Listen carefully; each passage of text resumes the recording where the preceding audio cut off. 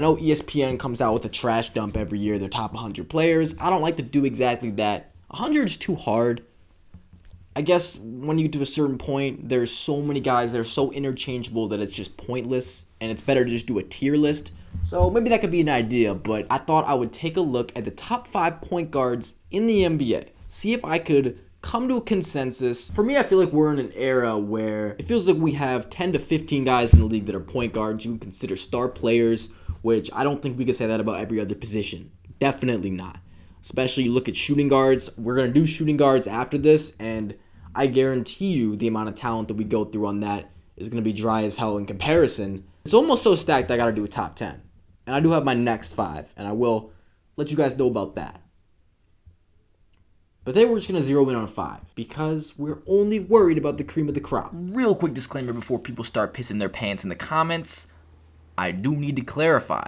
This is at this current moment who I would value higher on a basketball court in a basketball game. This is not something that can't change over the course of a season. It's how I'm valuing these players right now in the offseason. Number 5, we have Mr. Flat Earth himself. Kyrie Irving is probably the most highlight-friendly player in the NBA. If you have a friend who has never watched a basketball game, you want to show him the beauty of the game, the beauty of the sport, put on some highlights and it's like, wow, change the way you view the game, change the way you view the sport forever. Just because of the way he can dominate, get 40 points in his sleep. That being said, we all know this doesn't even have to do with the off-the-court stuff. I'm not even going to go into the lack of availability, reliability for a player like Kyrie. I mean, certainly it has to factor in because that's just what it is. We've seen for more of his career than not, pretty much, he just might be disinterested. We can envision Kyrie Irving on any given night being the best player on a basketball court, but it's weird. Like, he can get a pass, and not really even get a pass, but it's not like we question his skill. It's not like he's worse of a player necessarily if he plays bad. It's just like, oh, he's just not bought in. He's just not there. He's not locked in. He doesn't care enough. There might be a little bit of truth to that, but we can't just excuse the fact that this guy has had flameouts in the playoffs in recent years. That team with the Celtics, you can make excuses for him all you want. You lost 4-1 and you got shut down in a series where you had a team with Jason Tatum, Jaylen Brown, Gordon Hayward. That team should be as good as any team in the league. Should be as good as the Celtics are right now. And you got one win against Giannis and the Bucks back before Giannis and the Bucks actually won a ring and broke through. And yeah, you just completely folded. This year we saw KD bottled up, forced the ball out of his hands. You're the second option on that team, and you still completely disappointed. Kyrie is coming off of, this was a terrible year in the playoffs for him. Yeah, all the dysfunction going on certainly adds to that. Can Steve Nash coach a basketball team? Certainly adds to that. I'm not saying it's completely his fault that happened, but if you're a truly great player, you got to be coachable on a level. You have to be a leader. I have not really seen Kyrie inspire his teammates, make them really play better. Approach the game in a way that not only elevates himself, but also his team. In the regular season, you can have all these monster games against middling teams, look like the best player in the NBA because you can drop 60 points in the Orlando Magic. But when you get into the playoffs, you know everything changes. You know that your team has to gel in order to win a championship. That is the number one criteria. You need to all be together on both sides of the ball. Obviously, he's one player. It's not only his job, but as a superstar or star player, whatever term you feel is appropriate, it is your responsibility to contribute to that. That being said, I did consider Damian Lillard as an honorable mention here. We just haven't seen him play in long enough. I think the Dame versus Kyrie dialogue is like, I could make that video separately, honestly, do a deep dive into that because Damian Lillard certainly contends to be on this list. I would say right now we just haven't seen him in long enough. Trae Young at number 4, who in 2021 had one of the best playoff runs that anybody had, really established himself as a superstar in the NBA, and is a player that is truly an offense unto himself. You look at the players that Trae Young has been surrounded with throughout his career. Who has been his real second best player that he's ever played with in his career? Now it's DeJounte Murray, immediately after making that trade, but it was really John Collins. John Collins is not a initiator type player. He plays perfectly with Trae Young, and we saw that in the playoffs in 2021. But for him to be your second best player, we know what you need in order to win an NBA championship. Trae Young is as good as any player in the NBA as the initiator of a pick and roll. Not only did he lead the league last year in total points scored, total assists made, I believe. His team was middling, 43 and 39. It's hard to blame him for his team not being that great. He still produced. He had put up monster numbers. Trae's playoff run in 2021, what makes it so impressive is the fact that you could go into Philly, number 1 seed team, with all their people. Ben Simmons is guarding you. You can pretty much negate him by running pick and roll into drop coverage against Joel Embiid every single time. And Joel Embiid is not a slouch on defense. He just can't switch on to Trae Young. So when they play Miami this year, you see Bam Adebayo in those pick and rolls. He's just switching. He's not dropping down. And that creates the problem for the Atlanta Hawks because obviously they didn't have a second guy. That is why they got bounced in the first round against the Miami Heat, an elite championship level defense with guys everywhere that could switch on to Trae. He does not have the capacity to just ISO everybody, make tough shots all game. Trae's the type of player we saw, he can make any shot on the court. And he can make it if it's contested. If it's 35 feet from the basket, he can do it. And he can dribble to get to that spot. But if you're playing against a team like the Miami Heat and you're relying on your ISO jumpers, ISO scoring to get the job done against the Bam Adebayo, Victor Oladipo, Gabe Vincent, Kyle Lowry, Jimmy Butler, whoever's guarding you in a certain scenario, and also the way they're guarding off of other players on your team because they know they're not threats to create on their own, only to shoot. When you have a guy like Delon Wright on the court, he's just not a priority for the defense to guard, help off of him. You just need shooters everywhere around a guy like that, and if Trae Young is taking tough shots all game, he's just not going to be able to do everything for his off. That being said, I think he's a great leader, a great head of the snake player that is going to prioritize getting his teammates involved, unlike, say, a Kyrie Irving, and that's why I have him higher than Kyrie on this list. I do think Trae is really bought into being the facilitator, to being the guy that sets his teammates up. You get guys that roll to the rim. There's the reason why a guy like Capella can flourish so much, not only because Trae is so good in that pick and roll setting. Capella sets a great screen and he rolls very well to the rim. And Trae loves to find a guy like that rolling to the rim. Same with the John Collins. And when you surround him with shooters, you see what happens. He can get those assists, and there's a really good way to build a team like that, as long as you have guys that can guard, guys that can shoot, guys that can roll. But you talk about killer instinct, about what you could do in a hostile environment. The game gets tougher. The lights get brighter. What are your players going to do? Like Trae Young, you believe that. Like he can get fired up. Most teams in the NBA don't have a switchable 5 like Bam Adebayo is the thing. The Heat were pretty much a perfect matchup to contain Trae Young because he didn't have anybody else around him. So if he's your whole offense, they have the perfect antidote in Bam Adebayo. Like, not everybody has that. Sixers with Ben Simmons and Joel Embiid on their team, they couldn't stop that pick and roll, period. They're running it to death. And even in Game 7, when Trae was missing those shots, he was still picking the defense apart because he could run that pick and roll and get teammates involved, even if he wasn't making his jumpers. Now, of course, with Trae Young, I think the biggest knock that people love to bring up about him is the defense thing. And yeah, he's a terrible defensive player, but in the NBA, a lot of guys are fortunate enough where they can get away with that because they are good at hiding. Yeah, you put him in isolation, you put him in actions, it might be a problem.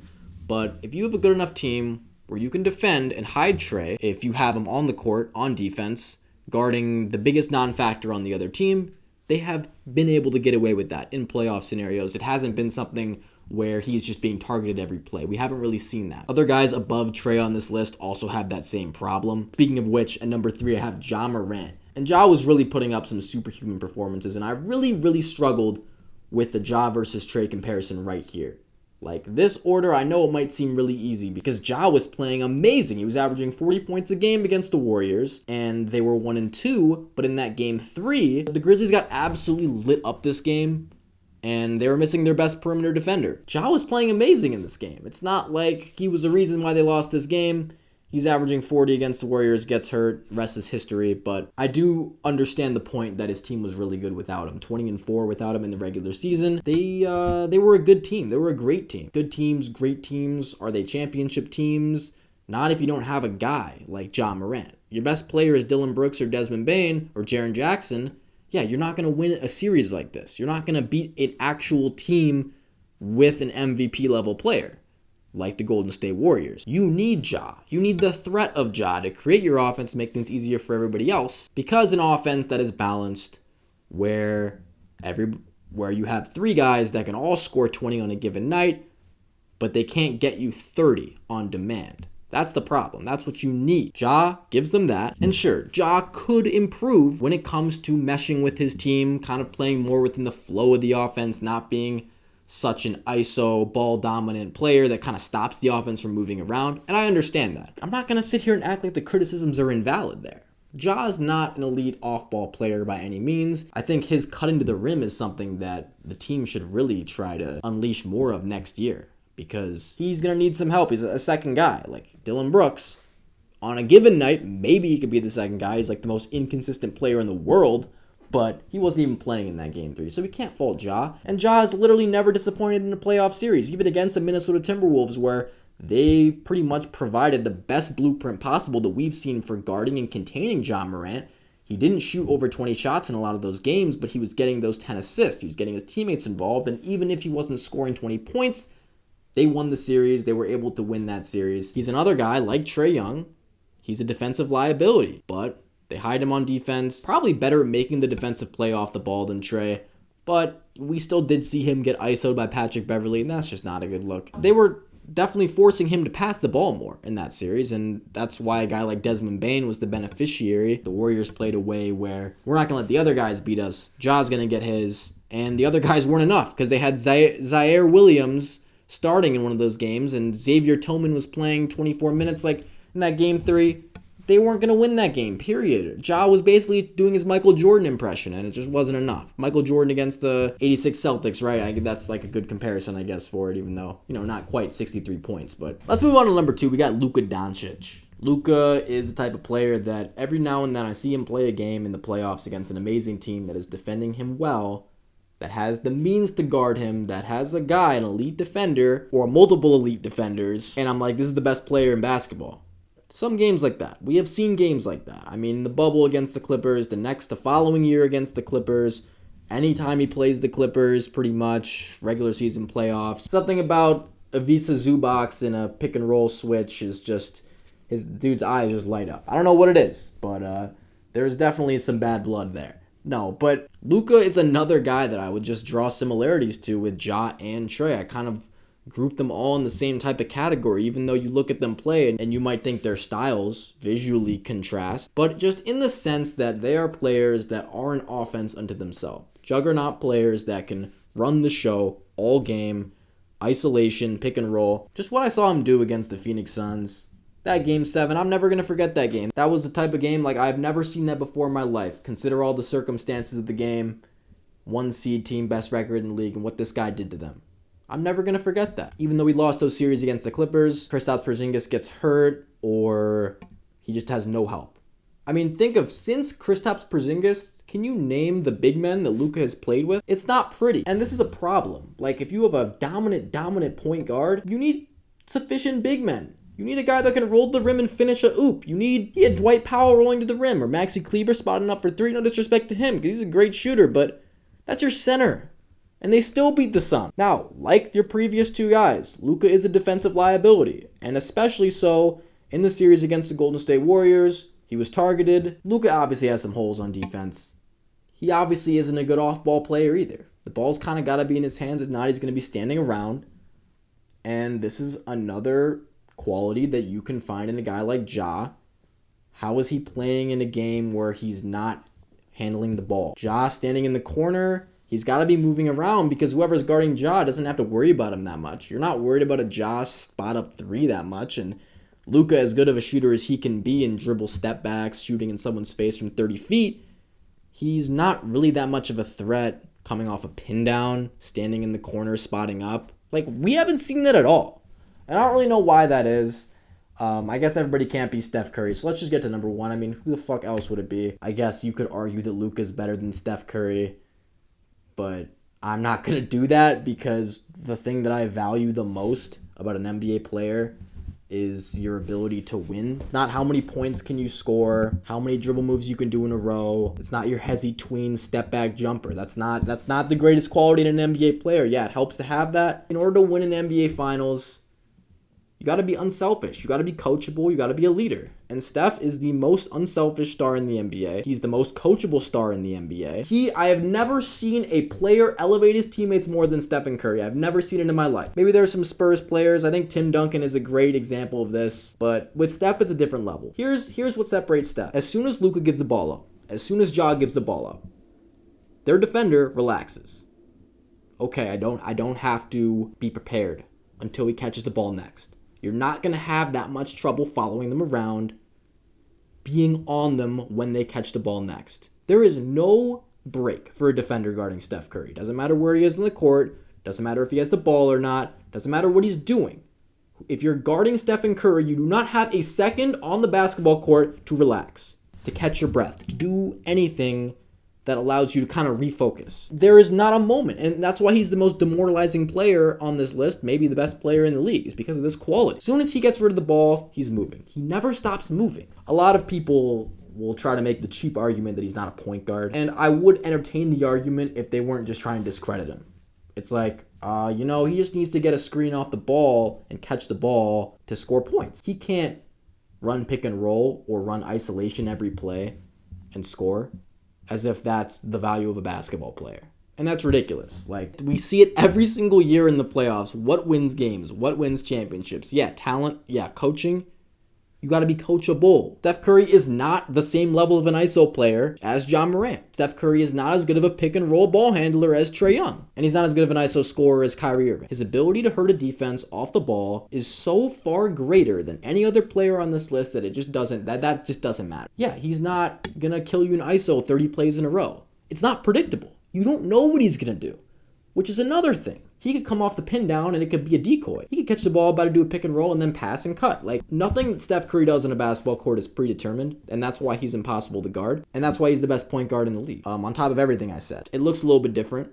Sometimes it doesn't jump off the page as much as a guy like Luka, because most people watching a basketball game, you're going to be focused on the guy with the ball. This is a league where point guards historically have struggled being the best player on a team, winning a championship. Isaiah Thomas did that. Magic Johnson did that. Steph Curry did that.